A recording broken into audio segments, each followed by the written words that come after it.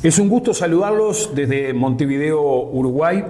Mi nombre es Marcelo Fernández, yo soy abogado, soy director del Departamento de Comunicaciones del Hospital de Clínicas de la ciudad de Montevideo, donde estamos precisamente en este momento.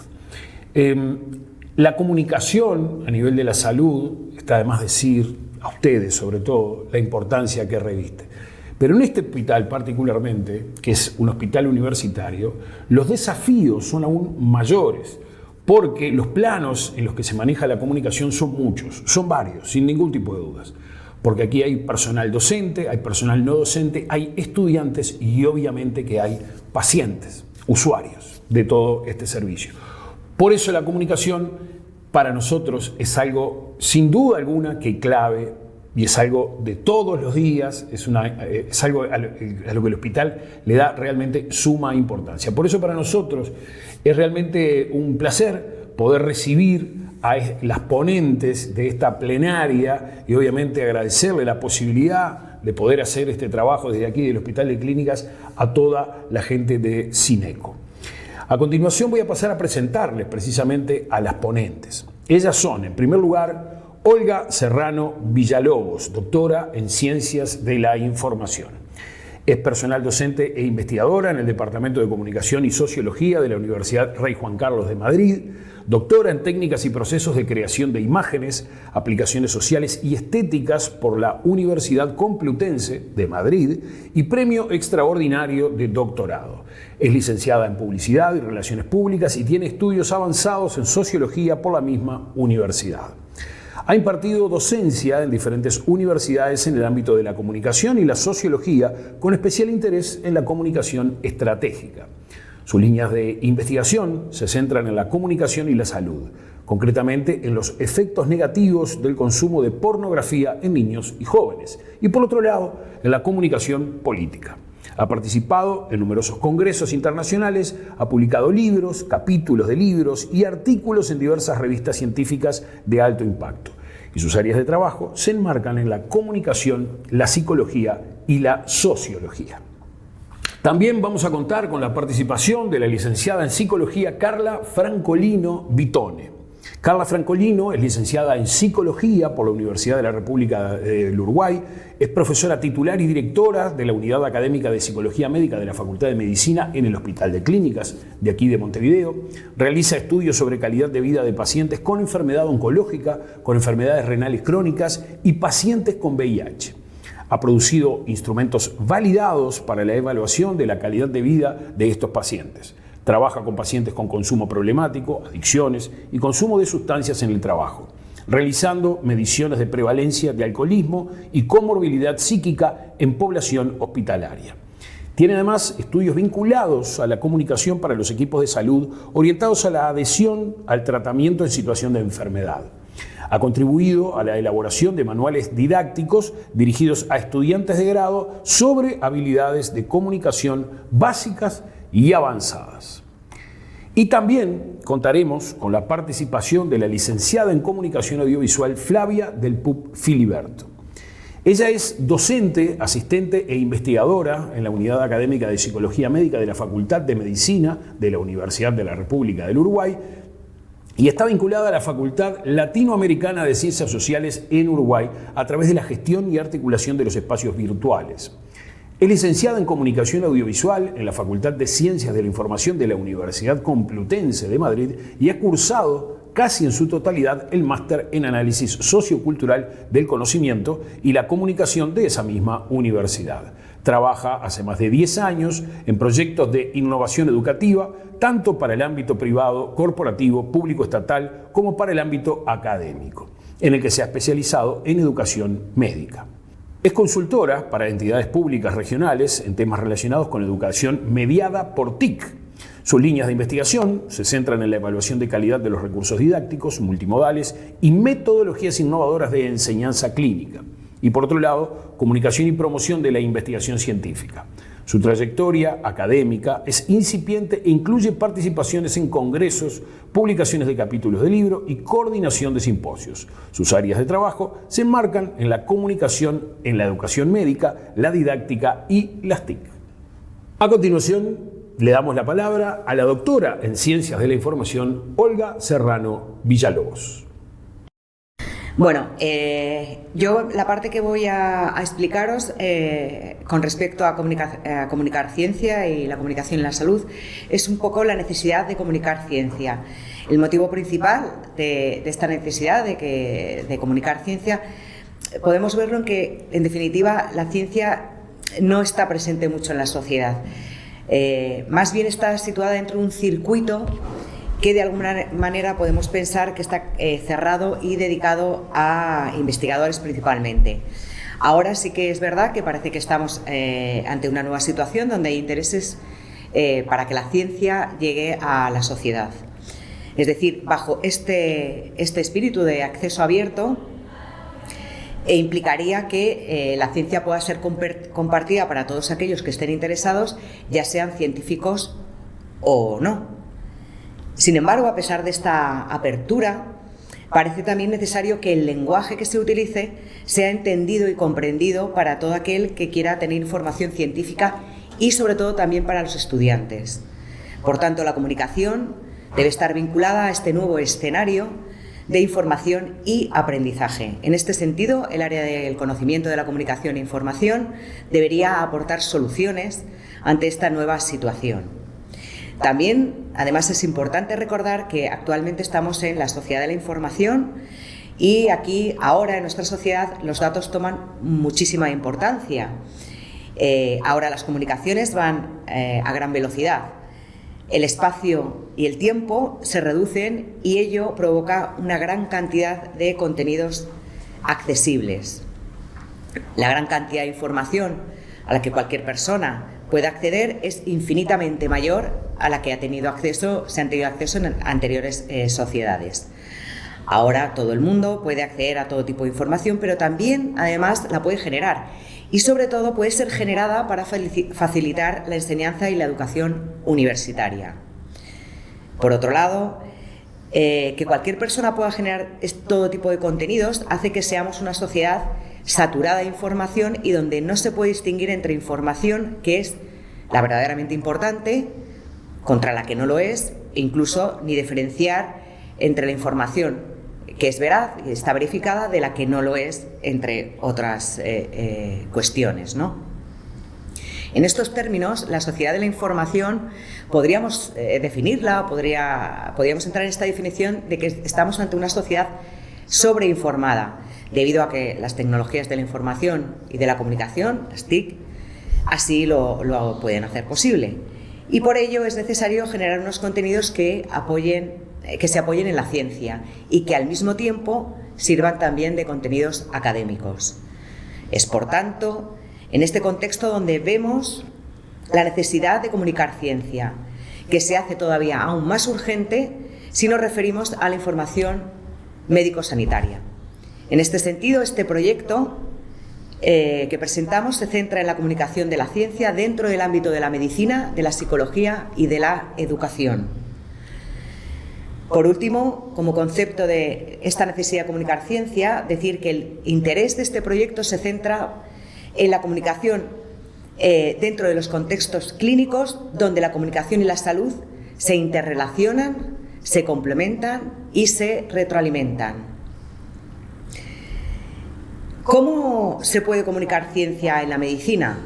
Bueno, pues se presenta aquí un proyecto interdisciplinar donde se exponen algunas posibilidades que acercan estos dos conceptos, que sería comunicación y salud.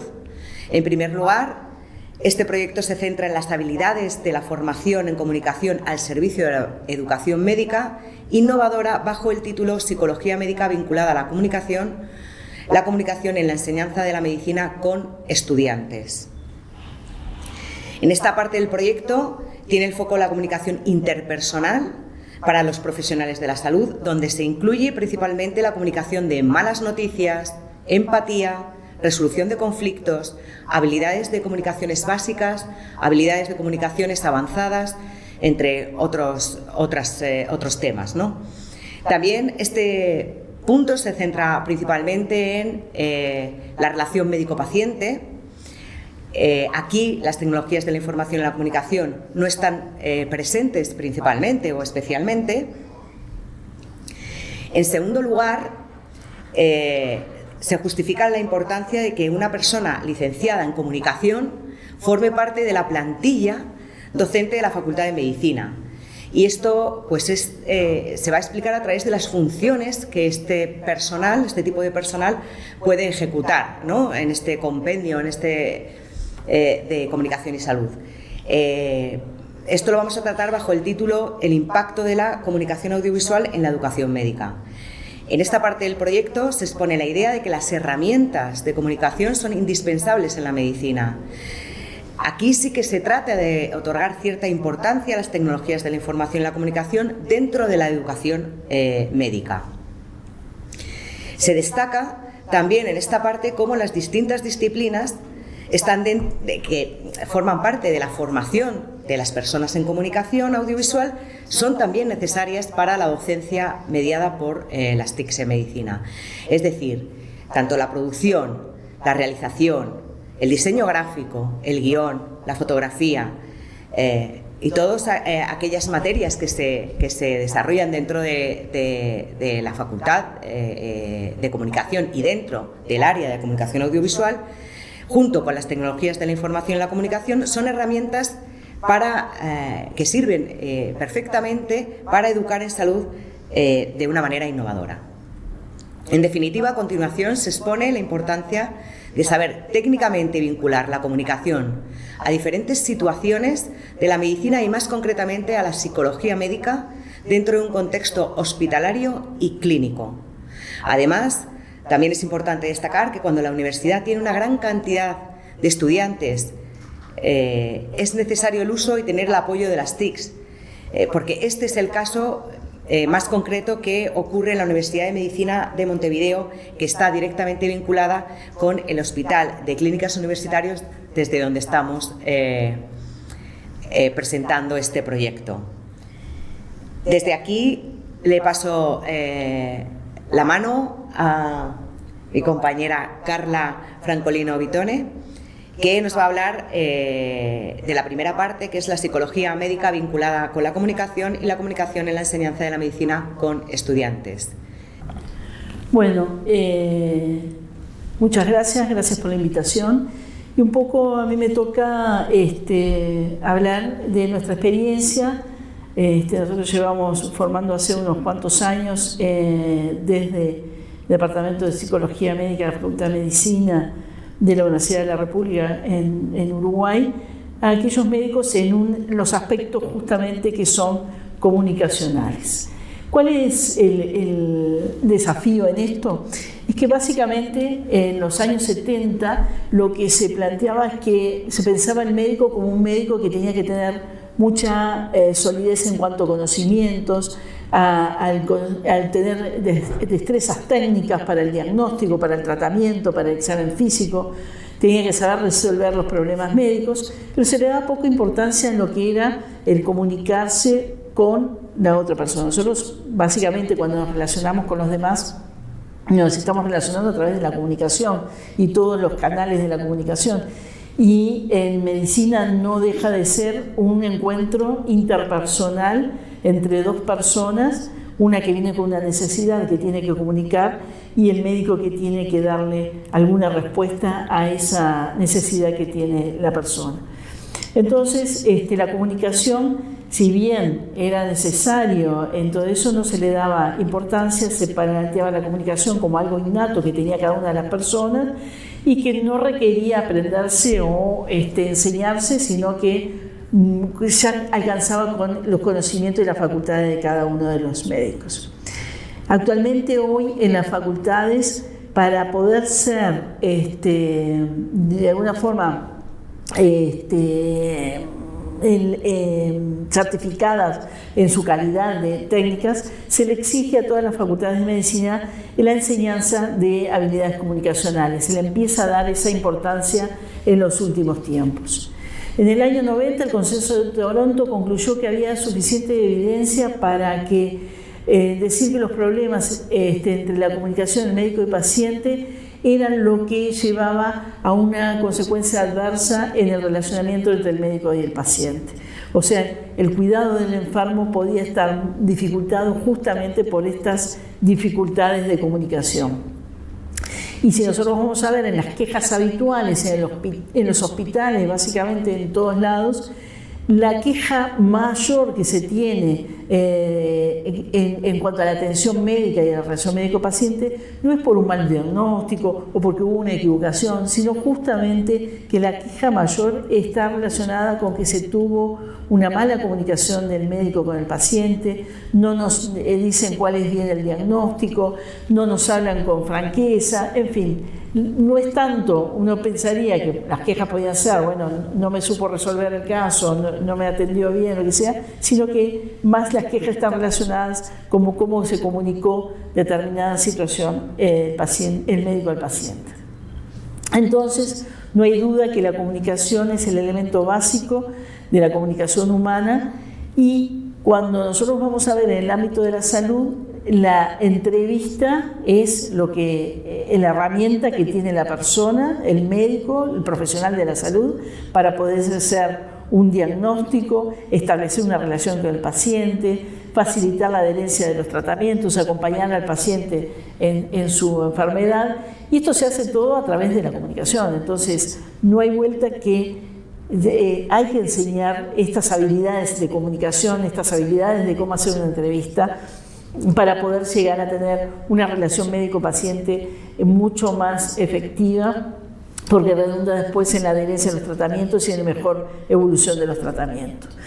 Pero además, el médico no está solo en relación con el paciente, sino que está en relación muchas veces con otros profesionales de salud, tiene que trabajar en equipo, y se necesita también tener una comunicación muy asertiva y muy efectiva para poder trabajar en equipo o en una entrevista con un familiar, el transmitir la comunicación familiar.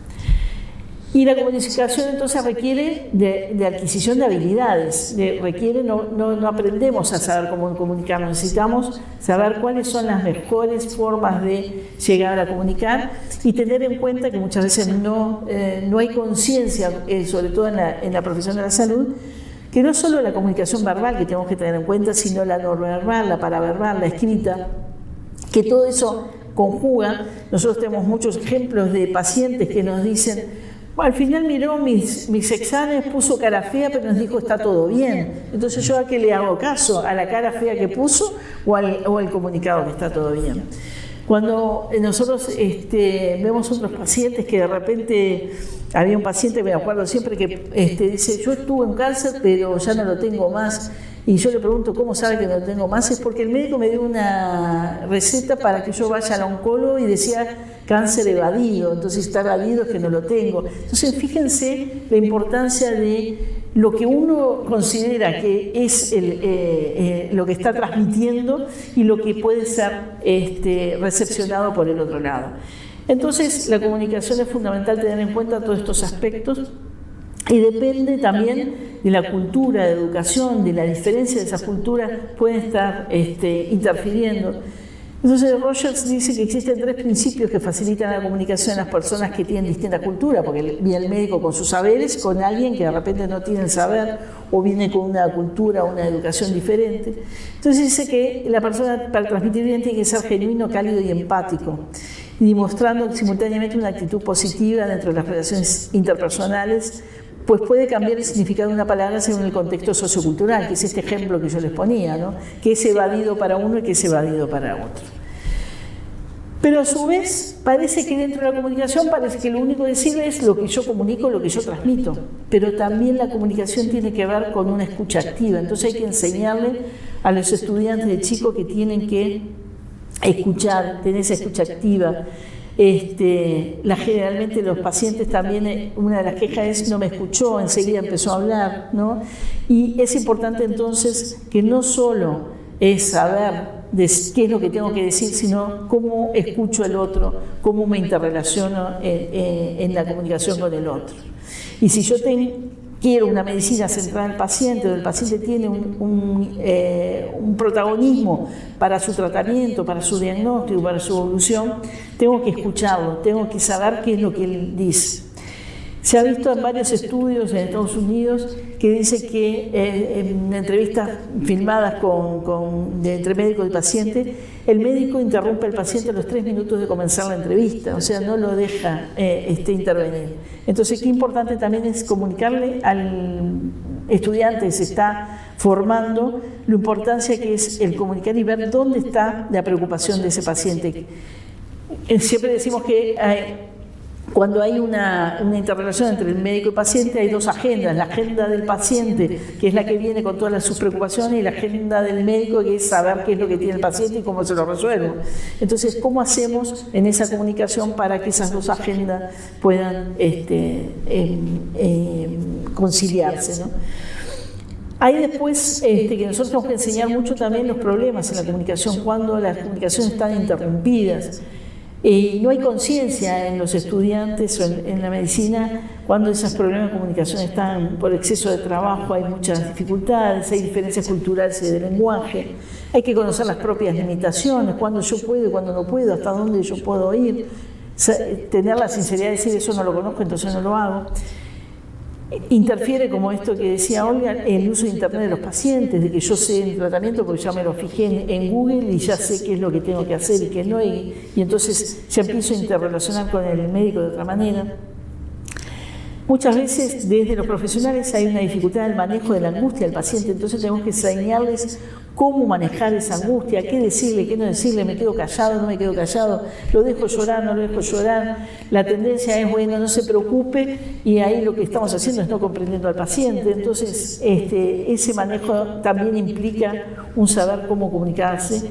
Y sobre todo la falta de tiempo en la consulta. No sé en otros países, pero en Uruguay se tiene un tiempo asignado a la consulta y en ese tiempo limitado tiene que hacer un montón de cosas el médico, que a veces se necesita mucha experticia y mucho de este conocimiento de cómo comunicamos y cómo nos relacionamos, cómo hacemos esa interrelación de comunicación con el paciente para poder en poco tiempo poder determinar esto que se necesita de la entrevista, generar una relación médico-paciente, llegar a un diagnóstico y administrar un tratamiento.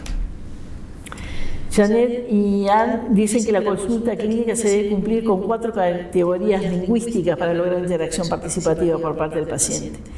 Tiene que haber una categoría de cantidades, o sea, ser preciso, breve y claro en la información, no dar información ni de más ni de menos. Tiene que ser con una cierta calidad, no decir nada sobre lo que no se tenga evidencia, evitar la ambigüedad. Tiene que hablarse únicamente de lo que es pertinente en cada caso en cuestión, no irse por las ramas. Y tiene que ser amable y cordial al proporcionar el diagnóstico, o sea, cómo se transmite ese diagnóstico. No es lo mismo un paciente que tranquilice y diga, mire, no se preocupe, usted tiene esta cosa, pero hay cosas para hacer, vamos adelante, da una situación cálida y cordial ese diagnóstico, a decir, mire, usted tiene un cáncer, no tenemos nada para hacer, ¿no?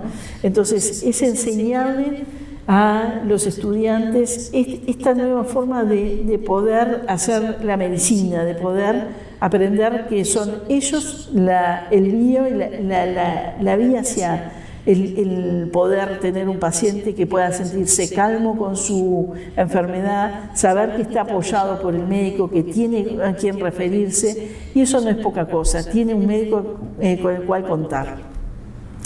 Y termino con esta frase que decía un médico americano, Banning, que decía que la primera prescripción médica es el propio médico. Entonces, tener en cuenta esto, nosotros tenemos que enseñarle a los estudiantes a ser buenos profesionales, y un buen profesional no solo es aquel que tiene una buena experticia o conoce mucho, sabe mucho, tiene una buena técnica, sino también aquel que sabe cómo comunicar con el paciente, cómo comunicarse, cómo relacionarse con él. Muchas gracias. En realidad tengo armada una hoja de ruta, pero me parece que voy a empezar por el final de la para darle un poco de sentido. En realidad lo que venía a contar es, a través de la experiencia de mi vínculo y de formar parte del equipo de psicología médica que tiene varias funciones, ¿no? Además de la asistencial, que están insertos en un hospital, también tienen su labor de enseñanza y de extensión universitaria, que son dos pilares claves en el rol docente de nuestra universidad, así como también el de la investigación. Y bueno, y a partir de esta necesidad de enseñar y con los desafíos que tiene nuestra facultad en la actualidad, surgió en la unidad académica la propuesta de incorporar un perfil más vinculado a las tecnologías de la comunicación para sortear algunos desafíos que tiene el contexto actual de la universidad y concretamente de Facultad de Medicina.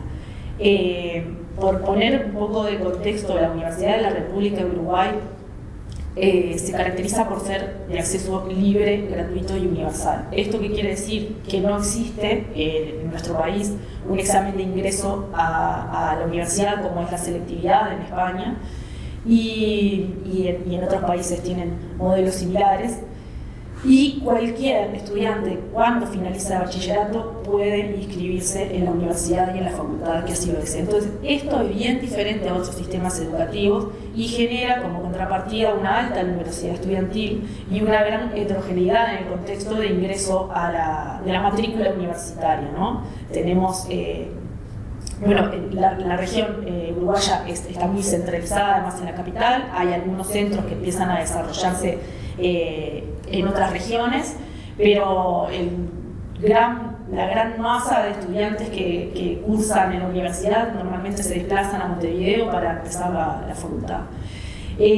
Otro tema del contexto y las características es el social. En Uruguay hay el acceso a las tecnologías y la familiarización de las tecnologías de la información y la comunicación está presente desde la edad escolar. De hecho, los estudiantes que estamos recibiendo en primero de carrera en estos años son las primeras generaciones que formaron parte de un proyecto nacional de inclusión y de eliminación de brecha digital en edad escolar, con asignación de recursos tanto de hardware como de software y recursos tecnológicos incorporados al aula de la educación pública.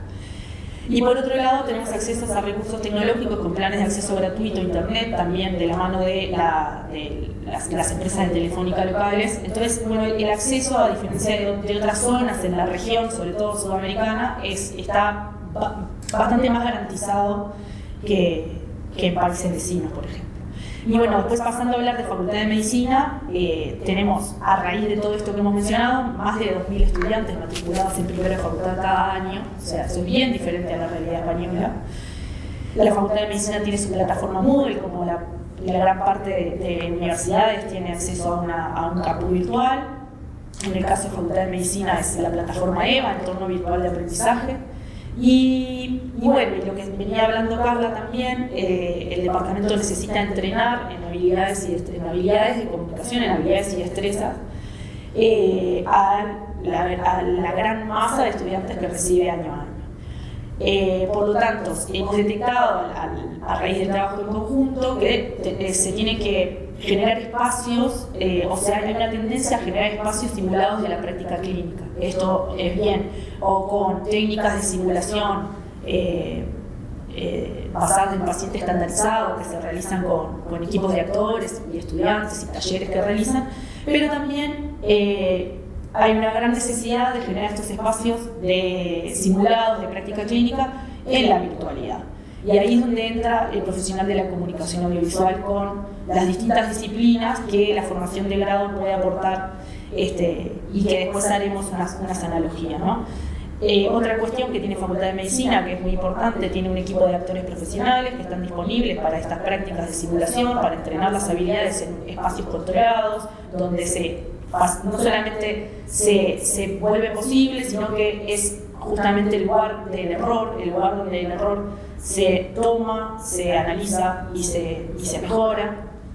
Y además, en el caso de psicología médica, además de Facultad de Medicina en general, son equipos interdisciplinarios. Esto quiere decir que hay médicos, otros profesionales de la salud, profesionales de psicología, profesionales de la comunicación. Y de lo que voy a hablar específicamente es cómo el profesional de la comunicación sumado a herramientas que tienen que ver con la didáctica y la pedagogía, estamos insertos en esos equipos para enseñar de una forma innovadora. Entonces acá lo que les traigo es una analogía. Bueno, voy a estar todo el tiempo hablando entre lo que es una producción de una industria audiovisual con una producción de un diseño instruccional. El diseño instruccional y gestión de proyectos de educación basados en nuevas tecnologías es un proceso sistemático, es decir, que se retroalimenta constantemente, que involucra la planificación, desarrollo, implementación y evaluación de experiencias de aprendizaje efectivas y significativas. El objetivo principal es facilitar el logro de objetivos educativos y el desarrollo de competencias en estudiantes. Y esta metodología ADI es la que usamos concretamente en el diseño instruccional, pero que puede ser perfectamente equivalente a un proyecto de audiovisual de cualquier otra índole, ya sea cinematográfico, radiofónico, que incorpora tecnologías de imagen. Por ejemplo, cuando hablamos de gestión de proyectos basados en TIC, también estamos hablando de producción. ¿Por qué? Porque incorporamos planificación y diseño. En un caso, en el ámbito del cine, hablaríamos de creación de un guión o escaleta, una narrativa visual, auditiva. Y en el ámbito de la educación establecemos también esta hoja de ruta, los pasos a seguir, una planificación total. Esta escaleta se transforma en una hoja completa de planificación según recursos, según responsables, según entregables. Y también para obtener los resultados esperados en términos de aprendizaje y de las competencias que queremos enseñar. Además, como la producción, la gestión de proyectos educativos incorpora la ejecución y coordinación, o sea, se llevan a cabo tareas como la filmación y la grabación de sonido, iluminación, todo esto, lo mismo que lo hacemos en el espacio cinematográfico, también se vuelve necesario para la creación de espacios simulados que incorporan situaciones tipo, ejemplo, dramatizadas con actores, ¿no? Entonces, partimos de la coordinación entre docentes, facilitadores y estudiantes, y además equipos técnicos que tienen que ver con desde realizadores, cámaras, hasta equipo y dirección de actores. También pasamos por procesos de calidad y evaluación. En cine hablamos de reflejo de aspectos técnicos de la imagen, el sonido, la edición. La evaluación de calidad se realiza mediante revisión de estándares técnicos. Y en la educación, la relevancia de los contenidos y la participación y satisfacción de los estudiantes es lo que nos puede dar cuenta un poco del impacto que tiene el aprendizaje. Y de hecho, en estos últimos tiempos creamos una línea de investigación muy relevante que está vinculada con la evaluación de calidad de los recursos en línea que estamos generando. Y por otro lado, siempre estar como en boga de la creatividad y en boga de la innovación, encontrando los nuevos recursos. Esto lo mismo pasa en producción audiovisual, de proyectos audiovisuales, como en proyectos educativos basados por TIC. Cuando hablamos de dirección, del cine a un proyecto educativo mediado por TIC, hablamos de lo mismo, ¿no? de roles que implican liderazgo, organización, gestionar los recursos, comunicación efectiva y creatividad. Y hay en estos dos mundos que estamos haciendo como analogía hay similitudes en términos de liderazgo, ¿no? Tiene que ver con el liderazgo y la visión, tiene que ser un líder creativo en un proyecto cinematográfico, pero también tiene que visualizar un proyecto completo y establecer una estética visual y auditiva en lo que tiene que ver con los recursos educativos. Tiene que ser una persona capaz de organizar y gestionar recursos, como, en este caso no sería presupuesto, pero sí recursos materiales disponibles, desde cámaras, ordenadores y computadoras disponibles, software necesario para la edición. Y esto lo mismo pasa cuando estamos hablando en el campo de la enseñanza. Y por supuesto hablamos de comunicación, de trabajo en equipo, hay que tener habilidades, hay que desarrollar estas habilidades de comunicación para trabajar con distintos grupos de interés, ¿no? Está por un lado los equipos docentes, los directores del departamento, las gerencias que tienen que ver con las unidades de apoyo a la enseñanza de la facultad en la que está inmerso, ¿no? Y hay todas unas reglas o normas que forman parte, que son institucionales y que hay que tener en cuenta. Y también cuando hablamos de montaje, digamos que el trabajo del diseñador instruccional y el licenciado, el profesional de la comunicación que trabaje dentro de un equipo de enseñanza para favorecer y fortalecer estos espacios de educación innovadora, mediada por diferentes recursos. También tiene que seguir una estructura, una organización y trabajar lo que yo digo a modo taller, ¿no? Porque tenemos que tener disponibles y tener fluidez en el manejo de distintos soportes, herramientas y lenguajes, porque crear un buen recurso educativo mediado por TIC tiene justo que ver con la capacidad que tenemos para combinar y trabajar en distintos soportes. Ser capaces de conjugar todos esos recursos disponibles para elegir el mejor para el objetivo de aprendizaje que nos estamos planteando. Y bueno, volviendo a mi última diapositiva, donde les había hablado del contexto, también se marcan cuáles son algunos de los recursos de salida a lo que da lugar este trabajo, esta planificación y esta gestión de proyectos.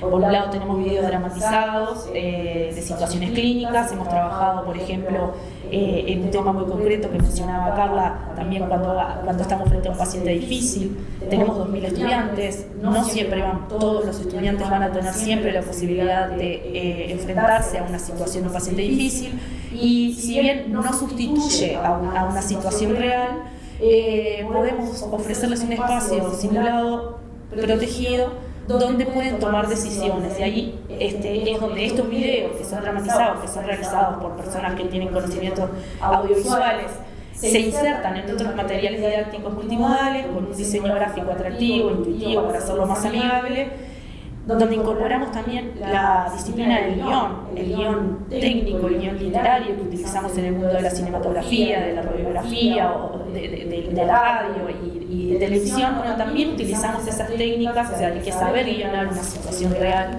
tiene que ser verosímil, tiene que, además, como lo insertamos en árboles de decisiones, tiene que tener varias vías posibles. O sea, el trabajo de guión es muy complejo porque es como estas películas que tienen varios finales posibles, y bueno, todo eso es con la planificación previa y después la realización y postproducción y armado, ensamblado de todos estos recursos en un único recurso que está disponible después en la plataforma.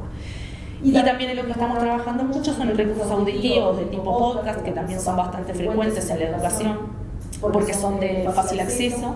Y también trabajamos con recursos auditivos, con buena captura de imagen y sonido, y con todo eso tenemos una creación de un espacio virtual que tiene bastante riqueza más allá de lo que es un repositorio. Y bueno, y dejo acá un video, vamos a poder dejar esta presentación porque la idea es que puedan ver algún ejemplo de un espacio de entorno virtual que se grabó para que vean cómo queda y cómo es la experiencia final del usuario cuando puede visitar esos materiales. Y nada, por mi parte, mil gracias, muchas gracias al Congreso, encantada de participar, y gracias Olga y Carla. Gracias. Gracias. Bueno, pues esto es el proyecto que hemos traído para este Congreso de Cineco. Muchas gracias por la invitación de estas plenarias a Cineco. Muchas gracias desde Uruguay, desde Montevideo, Carla, Flavia y Marcelo.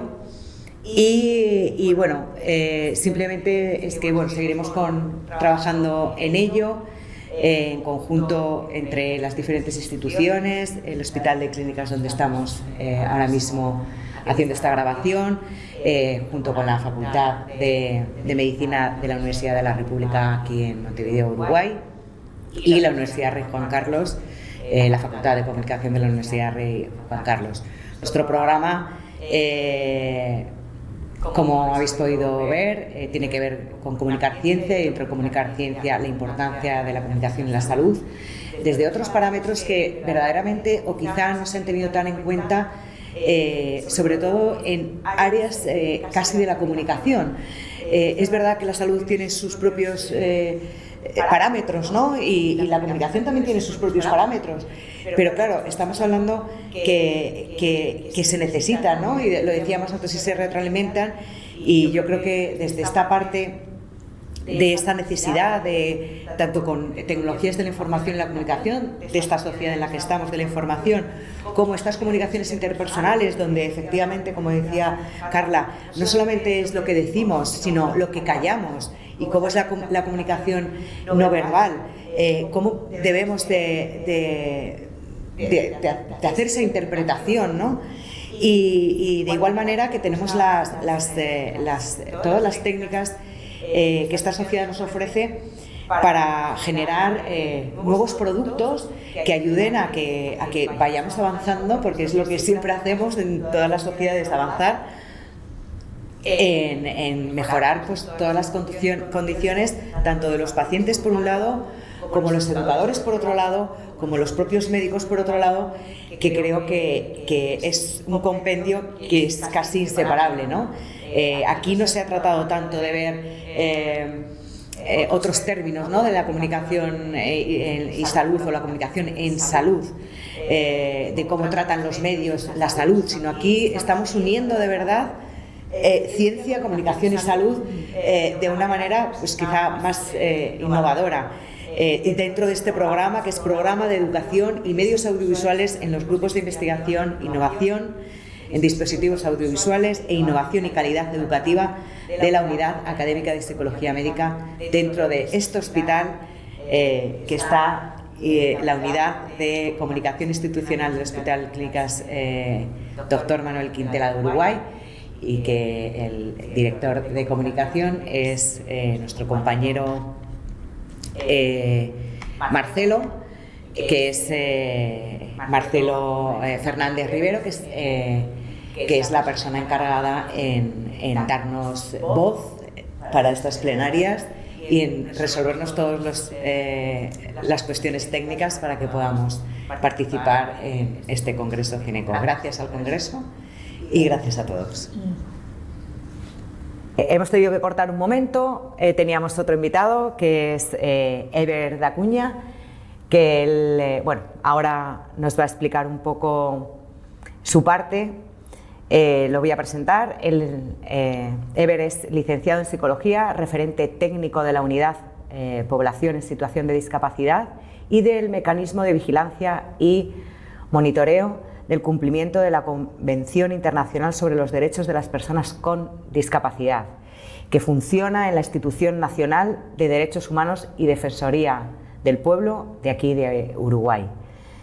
Eber nos va a hablar de algunos conceptos básicos sobre la discapacidad y la accesibilidad en la comunicación en esta parte de la población, haciendo también referencia a este tema sobre este proyecto que es Comunicación y Salud, en este caso para esta parte de la población.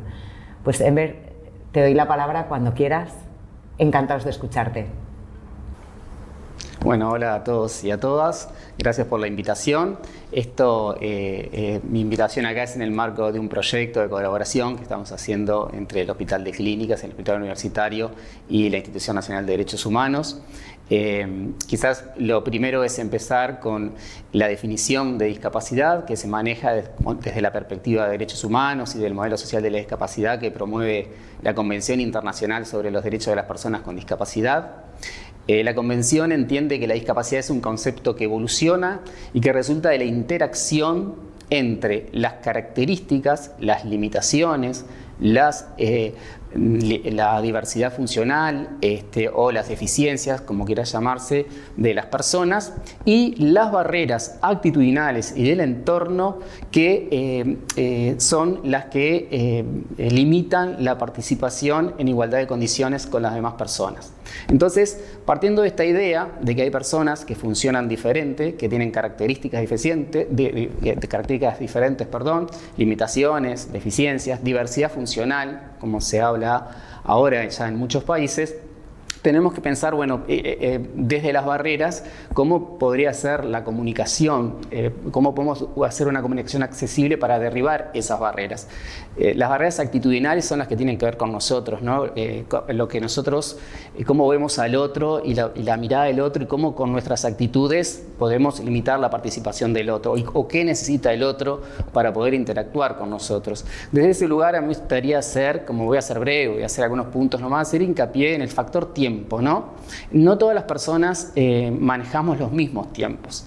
Entonces, en el ámbito de la salud, como en muchos ámbitos, a veces el tiempo es muy corto, pero hay personas que necesitan más tiempo. Por ejemplo, en una consulta médica, quizás una persona con dificultades en el habla, para poder expresar lo que le pasa, necesite un mayor tiempo. Una persona que se encuentra en una situación de discapacidad intelectual o psicosocial puede tener un nivel de procesamiento de la información diferente. Entonces, a mí me hacen una pregunta, yo la recibo, eso me lleva un tiempo a mí procesar esa información y procesar lo que quiero responder otro tiempo mayor al que otra persona. Entonces, eso es actitudinal, saber que el otro necesita un tiempo. El ver al otro, el ver en su completud, en ver en su funcionamiento, en ver si tiene brazos o si tiene brazos, el ver el ser humano que tenemos enfrente. También tenerlo en cuenta, es muy común en el mundo de la discapacidad, que no importa cuál sea la situación de discapacidad de la persona, no se le hable a la persona, sino que se le hable a su acompañante. Y eso, primero, que obviamente que no está bien, porque estamos invisibilizando a la persona, es lo que se hace habitualmente, no importa cuál sea la situación de discapacidad o la edad, es una cosa que habitualmente pasa, no se le habla a las personas con discapacidad, se les habla a sus acompañantes. Entonces, en todos los ámbitos, ahora estamos hablando del ámbito de la salud, es algo que, bueno, se insta a hacer, ¿no? Siempre dirigirse, aún sea una discapacidad múltiple, siempre la persona está ahí, no podemos hacer de cuenta que la persona no está. Aunque la discapacidad sea múltiple y severa, la persona siempre está.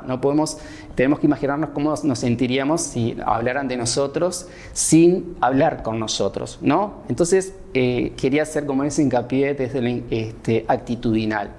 Después, todo lo que tiene que ver con cómo yo brindo la información, ¿no? Hay personas que son sordas y que para poder entender, comprender la información y entender lo que les pasa, necesitan un intérprete de lengua de señas, tan sencillo como eso.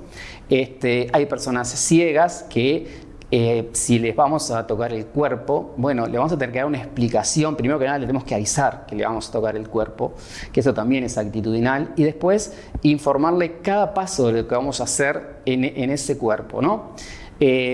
¿Cómo brindar esa información? Bueno, obviamente que en el caso de las personas sordas necesitan un intérprete de lengua de señas para que la información sea su lengua natural, como la de nosotros en este caso es el español, la de ellos es la lengua de señas, entonces cualquier otra lengua no la van a entender. No, hay muchos preconceptos y prejuicios y creencias, como por ejemplo que las personas sordas pueden leer y no leen porque no conocen el español, entonces no leen. Entonces hay que derribar también creencias que limitan en la comunicación. Las personas ciegas, la lectoescritura es el braille, pero es verdad que hoy las tecnologías de la información han hecho que las personas ciegas se manejen más por lectores de pantalla. Entonces, cualquier información con audiodescripción o cualquier mensaje de audio ya es bueno para transmitir esa información, o como yo les decía, simplemente haciendo un detalle de el lugar donde se encuentran, ¿no? Si es una sala de operaciones, todo lo que hay en esa sala de operaciones, hacer una descripción del espacio donde están, hasta de cómo es la persona, ¿no? Yo soy una persona con lentes, de canoso, con barba, ¿quién está delante de esa persona? Eso también termina siendo actitudinal.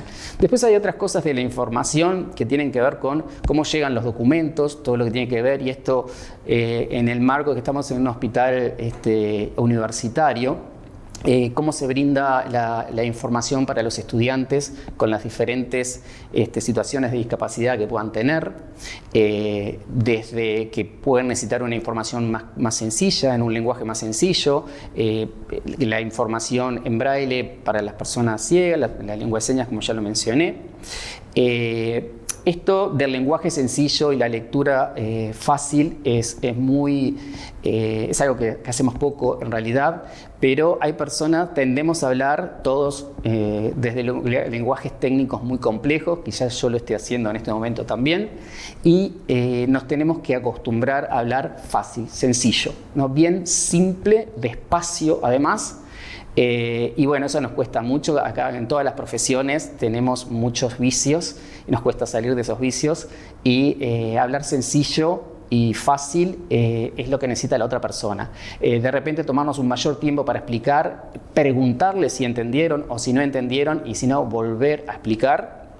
Y lectura fácil es cuando escribimos cosas, le vamos a dar una información a una persona. Bueno, tiene que estar muy sencillo. En algunas situaciones de discapacidad intelectual se utilizan emoticones, por ejemplo, o cualquier otro tipo de dibujo para que la persona entienda la situación. Entonces eso a veces no es tan difícil pensar la accesibilidad en la comunicación. Estos son pequeños, daría para mucho hablar de todo lo que puede hacer. Yo tampoco soy un experto en comunicación, sí soy una persona formada en discapacidad y en los derechos de las personas con discapacidad, pero bueno, vengo a hacer este humilde aporte, daría para muchísimo más.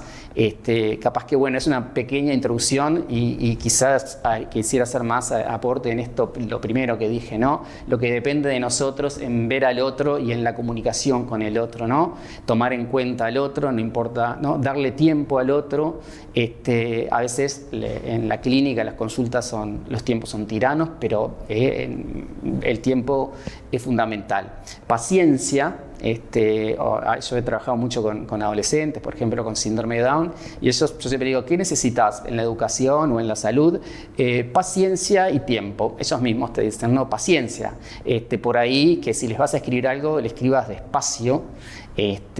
A veces necesitan que las letras sean más grandes. Hay personas ciegas, hay personas con baja visión que simplemente desde el punto de vista de las TIC, de las tecnologías de información, se viene aportando mucho en ese mundo, que obviamente hay personas que son expertas en eso, que lo podrían decir mucho más que yo. Entonces, tenemos las herramientas. Hay cosas que dependen de nosotros, que es lo que yo hice hincapié ahora, pero hay otras que tienen que ver con la tecnología y con la información, que ese mundo ha trabajado muchísimo en todo lo que es la accesibilidad universal, que en definitiva es para todas las personas.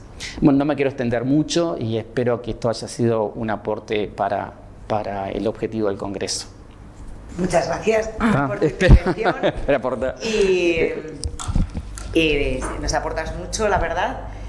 Y nada, con esto pues sí que terminamos por despedir esta plenaria y agradecemos al Congreso esta invitación y a todos los participantes y la generosidad del Hospital de Clínicas de dejarnos su espacio para poder hacer estas grabaciones. Gracias también a los que escuchan y a los interesados sobre estos temas.